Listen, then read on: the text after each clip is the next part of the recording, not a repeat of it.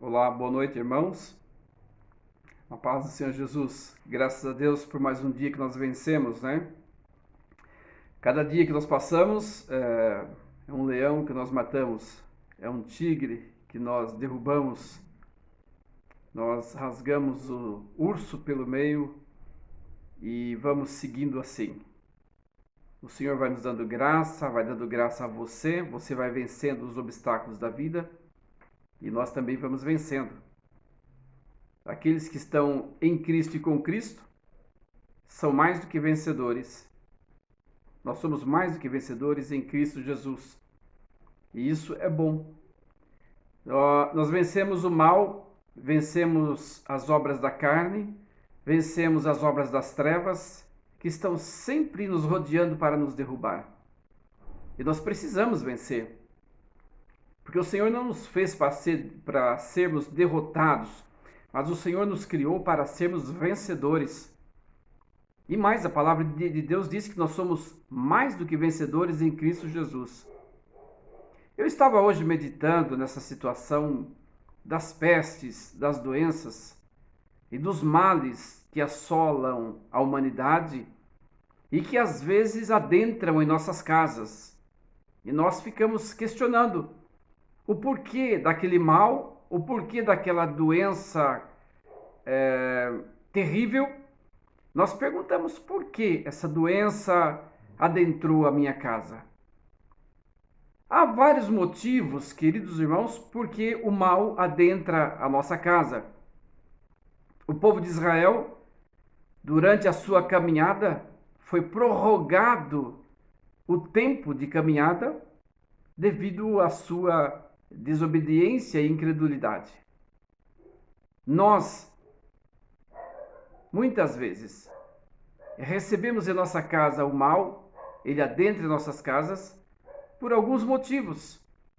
O mal pode entrar em nossa casa para nos corrigir, sendo ele uma ferramenta de Deus. O mal pode entrar em nossa casa para nos ensinar alguma coisa, sendo uma permissão de Deus que ele entrasse em nossa casa. O mal pode entrar em nossa casa como um chicote de Deus. Vamos usar assim esse termo.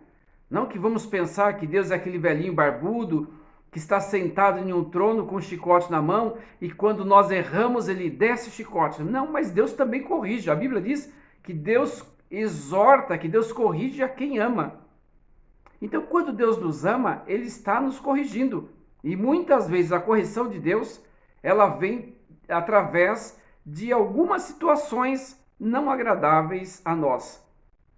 Nós olhamos para o caso de Pedro, por exemplo. Pedro foi avisado por Jesus que pecaria 3 vezes antes que o galo cantasse.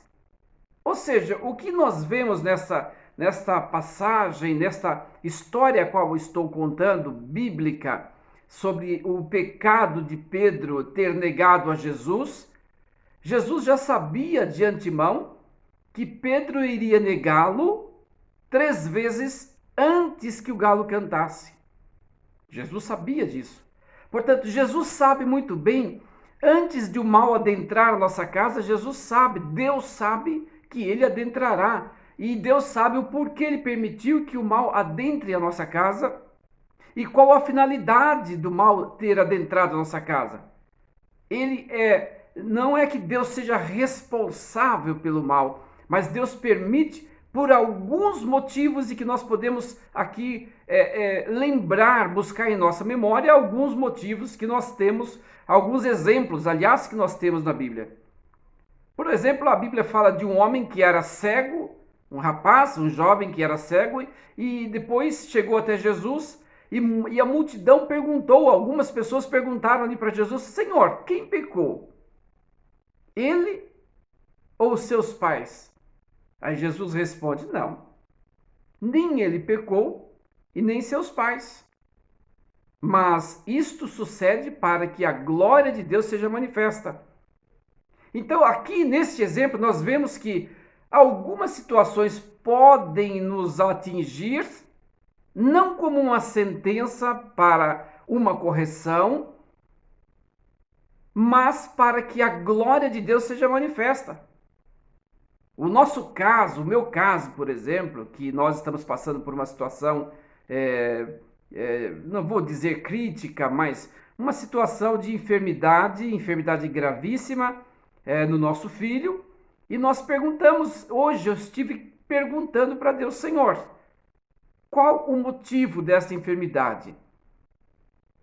O Senhor tem para este menino amanhã uma grande experiência a ser contada.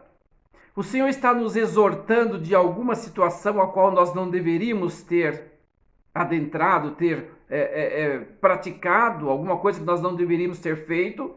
O Senhor está nos chamando a atenção para uma qualquer outra situação, o porquê desta enfermidade. E às vezes, queridos irmãos, nós precisamos perguntar o porquê que aconteceu isso. E às vezes, eu me lembro que quando eu estava em Portugal e nós decidimos vir, porque as coisas não estavam caminhando muito bem no trabalho no qual nós estávamos, as portas estavam fechando, e eu perguntei, Senhor, o que está acontecendo? Quem está fechando a porta? É o Senhor ou é o diabo? Se for o diabo, foi uma permissão do Senhor. Se foi o Senhor, por que o Senhor fechou? O que o Senhor quer que nós façamos? Então, muitas vezes, nós temos que perguntar isso. Qual o problema? Por que eu estou sendo atingido por essa situação? Será que eu preciso corrigir-me de alguma coisa? Isto é uma provação? Ou isto é para que a glória de Deus seja manifesta? Outro exemplo que nós podemos ver é o exemplo de Jó. Jó perdeu todos os seus bens, perdeu seus filhos, perdeu tudo que tinha, para que a glória de Deus fosse manifesta. Jó não era um homem pecador, Jó era um homem reto. Jó era um homem que vivia segundo a vontade de Deus. E ele passou por aquela provação terrível que nós teríamos dificuldades para passar. E eu quero ler aqui esta passagem de Jó para vocês entenderem um pouquinho o quanto Jó perdeu com aquela situação sua, não é? Aquela situação a qual Jó passou, o quanto Jó perdeu, o quanto Jó sofreu com aquela situação. Jó chegou a raspar a sua pele com um caco de telha para que pudesse vencer aquela enfermidade. E nós, muitas vezes, queridos irmãos, estamos assim. Estamos com uma situação tão grave e nós não sabemos como escapar dela. Nós não sabemos como vencer, né? E nós podemos ver que a palavra de Deus nos exorta e nos ensina que nós precisamos viver uma vida segundo a vontade de Deus. Mas como nós vamos viver uma vida segundo a vontade de Deus? Nós que somos tão pecadores e somos fáceis de errar. Temos facilidades para errar. Temos facilidades para pecar. Para pecar, basta nós acordarmos. Basta nós estarmos acordados, nós temos facilidade para pecar. E o pecado pode ser uma ira, pode ser um ódio, pode ser um desacordo, pode ser uma desavença, pode ser um pensamento maligno, pode ser tantas coisas. Portanto, basta nós estarmos acordados, nós já temos condições de pecar. E nós podemos ver aqui em Jó, no capítulo 1, e diz assim a palavra do Senhor: havia um homem na terra de Uz, cujo nome era Jó, e este homem era sincero, reto e temente a Deus, e desviava-se do mal. Um homem sincero, temente a Deus, e desviava-se do mal. Desviava-se do mal. Agora eu pergunto, Jó desviava-se do mal, e por que o mal adentrou a sua casa? Satanás estava rodeando a terra, rondando a terra, e chega até Deus, e Deus pergunta: olha, você viu aí? De onde você vem? Eu venho de rodear a terra. Você viu por aí o meu servo Jó? Vi. um homem íntegro, reto. Mas ele tem de tudo. Deixa eu tocar nele. E o Senhor Deus permitiu que Satanás tocasse na vida de Jó. Com uma condição: não toque na vida. Toque em tudo que ele tem. E em tudo que ele tem estava incluído os seus bens, seus camelos, suas ovelhas, o seu gado. Estava incluído também os seus filhos. Só restou Jó e a esposa. Qual era o pecado de Jó? A Bíblia diz que ele era um homem temente a Deus, desviava-se do mal e não era um homem que merecia ser castigado. Aí nós perguntamos, mas será que Deus é ruim? Por que Deus não seria um egoísta de fazer com que alguém sofra só para que a glória dele seja manifesta? Queridos, há perguntas que nós nem devemos fazer. A pergunta que nós não devemos fazer. Há coisas que nós não devemos pôr em nossa mente, em nossa cabeça e inculcar certas coisas. Porque nós não sabemos os desígnios de Deus. Deus permitiu que aquele homem passasse por aquela situação para que nós hoje pudéssemos ver e compreender que um homem lá atrás passou situação pior do que a nossa e sobreviveu e foi restituído todos os seus bens. Tudo que ele tinha perdido, Deus devolveu em uma quantidade ainda maior. Então, o mal adentra em nossa casa por alguns motivos, como nós já citamos aqui alguns motivos, e esses motivos podem ser, eu vou repetir, pode ser um pecado que nós cometemos, e a consequência vem, a fatura sempre vem. Pode ser uma provação de Deus, Deus nos provando para que a nossa fé seja ainda mais fortalecida. Pode ser apenas para que a glória de Deus seja manifesta, o caso daquele cego, o caso de Jó. E pode ser também uma desobediência nossa e que nós estamos colhendo. Como assim colhendo? Sim, se nós olharmos para a história de Davi, Davi pecou de uma forma terrível, não é? Destruindo um lar, destruindo uma família, tirando do regaço, ou seja, do colo de um pai de família, um chefe de família, uma mulher, e trazendo, arrebatando-o para si. Consequências depois vieram, as faturas foram cobradas, o filho deste pecado morreu, que era o filho de Davi. E Davi prostrou-se e orou ali durante horas e horas, buscando a presença de Deus, jejuando. E quando ele soube que seu filho havia morrido, ele levantou-se da cinza. E talvez Davi não perguntasse por que me sobreveio esse mal, porque ele sabia muito bem. Ele já estava avisado que ele não ia morrer. O profeta Natan chegou até ele e disse: olha, você pecou, mas você não vai morrer. Fique tranquilo que você não vai morrer, mas você vai colher o fruto desse pecado.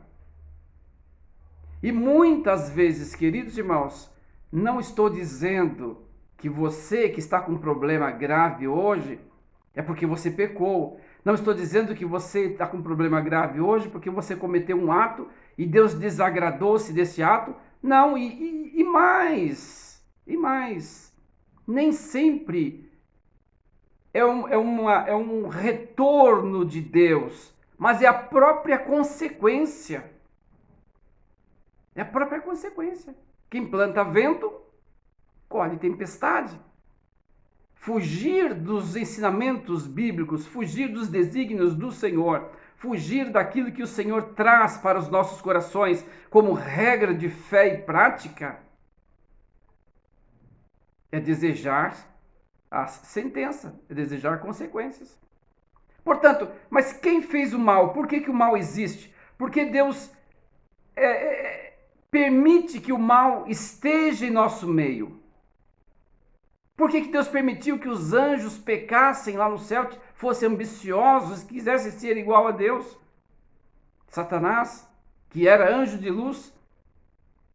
E muitas perguntas nós fazemos e que nós não deveríamos fazer. Por que Deus não matou aqueles anjos? Por que Deus não destruiu Satanás que lançou sobre a terra?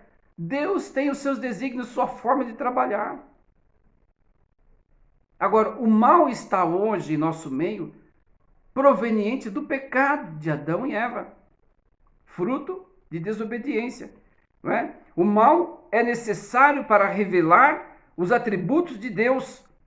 Talvez nós pensemos, Deus não estaria sendo egoísta, como eu já disse. Será que Deus não está sendo egoísta por permitir que nós soframos para que a glória dele seja manifesta? Deus tem os seus planos, suas maneiras de trabalhar. Uma enfermidade pode estar em uma família, uma enfermidade pode estar em um filho, uma enfermidade pode estar no seio de um lar. Uma enfermidade pode fazer presença ali para um fim, para um objetivo, com um objetivo. Seja ele correção, seja ele para a glória de Deus, seja ele uma sentença, uma consequência do nosso ato. Portanto, queridos, ou querido irmão que está me assistindo, nós precisamos compreender que Deus nos ama de uma forma incondicional. E o mal que está sobre a terra, ele usa para nos pôr no caminho, para nos pôr no lugar certo, para nos colocar na posição certa. Quem sabe você está passando por uma aflição e pergunta, mas por que eu estou passando por essa aflição? Há coisas que nós não vamos saber agora, mas nós vamos saber depois. Há coisas que lá na frente nós vamos compreender. Ah, sim, agora eu estou entendendo por que lá atrás eu passei por essa aflição. O meu filho Lorenzo está com leucemia LMA, uma leucemia grave, e eu acredito que se não é para a morte, Deus amanhã fará deste menino um grande exemplo para todos que estiverem ao seu redor. E para nós, uma grande experiência de passar por essa situação. Porque Deus permitiu. Porque Deus permite. Portanto, queridos irmãos, o mal, ele está na terra. O mal está ao nosso redor. E o mal às vezes entra na nossa casa, e este mal pode ser uma enfermidade, este mal pode ser a destruição de um lar, este mal pode ser tanto um desemprego, este mal pode ser falta de recursos, este mal pode ser uma série de coisas. O povo de Israel pereceu por falta de obediência, de temor. E a falta de temor leva-nos a sofrer. Precisamos ter cuidado para não sofrer. Deus nos mostra que ele não é um ser manipulador. Deus não manipulou Satanás quando estava lá como anjo de luz. Não pôs, por exemplo, desculpe o termo que vou usar, não colocou um cabresto e disse, olha, você vai andar agora aqui debaixo desse cabresto. Não, Deus deu liberdade toda a vida a todos. Até mesmo Adão e Eva, ele não aprisionou-os, mas ele deixou com liberdade para cuidar dos animais, para fazer. Deus deixou com liberdade. Ele deu ao ser humano o livre-arbítrio, o poder de escolha. Nós hoje escolhemos o que nós queremos para a nossa vida. Vamos para a direita? Vamos para a esquerda? Vamos seguir em frente? Qual o caminho é melhor? Então nós precisamos fazer escolhas. As escolhas poderão trazer para nós consequências. E nós poderemos dizer depois, consoante alguma escolha que nós fizemos, que nós estamos padecendo e que a culpa é de Deus. Não, nem sempre Nem sempre, aliás, nunca a culpa é de Deus. Deus não é culpado de nada. Mesmo do sofrimento de Jó, Deus estava apenas trazendo ali, marcando, escrevendo uma história. Deus estava escrevendo a história. A situação de Pedro, Deus sabia que ia acontecer. E nós podemos perguntar, por que Deus não livrou Pedro? Não orientou Pedro? Olha, Pedro, você... Não, ele aliás, até avisou Pedro que Pedro ia pecar. Mas Pedro talvez tenha esquecido daquilo que o Senhor Jesus tinha dito a ele. Quem sabe nós nos esquecemos da palavra de Deus, nós esquecemos daquilo que o Senhor tem para o nosso coração, nós nos esquecemos dos ensinamentos do Senhor, e por causa desse esquecimento, nós lamentamos. Às vezes alguém coloca o leite no fogo e vai fazer alguma coisa, e uma das coisas que as pessoas fazem hoje muito, enquanto está fazendo uma outra coisa, é mexer no celular, é mexer no WhatsApp, é mexer no Facebook, é fazer qualquer coisa que não deveria estar fazendo aquela hora, e de repente o leite derrama, e o que resta é limpar o leite. E nós muitas vezes deixamos de ouvir, deixamos de obedecer, deixamos de pôr em prática os ensinamentos do Senhor e sofremos a consequência. O mal, ele pode estar dentro de nossa casa por algum motivo. Nós precisamos entender isso. O mal, ele pode estar dentro da nossa casa por algum motivo. E quando eu digo mal, eu estou dizendo um desemprego, estou dizendo uma falta de recurso, estou dizendo uma falta de saúde, estou dizendo um problema familiar, estou dizendo um divórcio. Qualquer coisa desse gênero poderá estar em nossa casa por um descuido nosso, ou poderá estar em nossa casa, não digo o divórcio nesta inclusão aqui desse assunto, mas poderá estar em nossa casa uma enfermidade para nos provar, para nos ensinar. Se nós formos olhar lá em Reis, aquela viúva que não tinha nada em sua casa, e Elias, o profeta Elias chega e diz para ela, olha, o que você tem em casa? Ela disse, olha, eu tenho aqui um pouquinho de farinha e um pouquinho de azeite. Eu vou dar para os meus filhos e nós vamos comer e vamos morrer.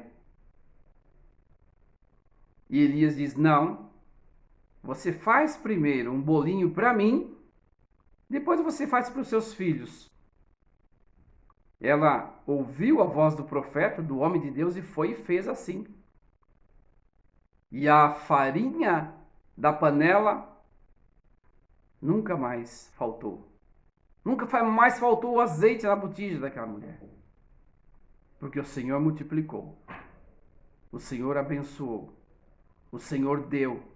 O Senhor permitiu que ela tivesse em abundância, porque houve nela a obediência. Houve nela o temor. E é isso que muitas vezes falta em nós, é temor. Ouvidos atentos para ouvir a voz de Deus, para obedecer. Se hoje ouvires a voz de Deus, não endureçais os vossos corações. E muitas vezes, queridos, nós endurecemos os nossos corações, deixamos de ouvir a voz de Deus e pagamos caro por isso. Pagamos caro.